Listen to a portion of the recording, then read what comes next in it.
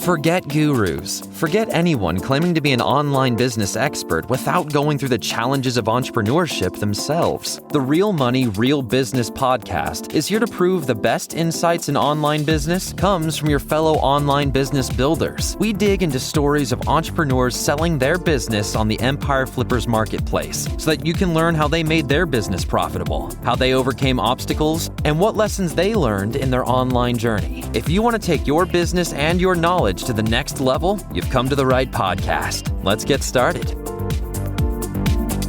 Hey everyone, welcome to another episode of the Real Money, Real Business podcast. We record these interviews so that potential buyers can learn more about the business and the seller to help them make an informed buying decision. If you would like to learn more about this business, including details like what type of business it is, how much revenue and profit it makes, and all of the assets included with the business, simply visit empireflippers.com/marketplace and search for this business's listing number, which you can find in the video thumbnail and in the description. Or if you're watching this on YouTube, you can click the link in the description to go straight to the listing. So without further ado, let's get into this interview. First up, let's learn a little bit about you. Can you tell us about your background in building and running online businesses? I don't come from an e-commerce background. I actually built this business from scratch while working full-time in a completely different field. I started it out of personal interest in clean, effective wellness products. And over time, I figured out how to bring it to market and build a supply chain, get it selling online. Most of what I've learned has come through trial and error, and I'm proud of how far I've come. Why are you selling the business now instead of keeping it and growing it further? Honestly, it comes down to time. I run this business on my own, and I also have a full-time job. I've reached a point where the business is growing, and there's retail demand, which is growing quickly, and more products I could launch, but I just don't have the capacity to give it the attention it deserves. Can you describe the amount and the type of work that you do on this business to maintain it?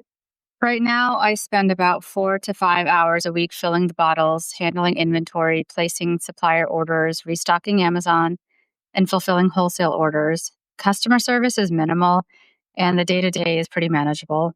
Most of the heavier lifting is done in batches, like managing a production run. So if you were to keep this business, what are some of the ways you would try to grow it?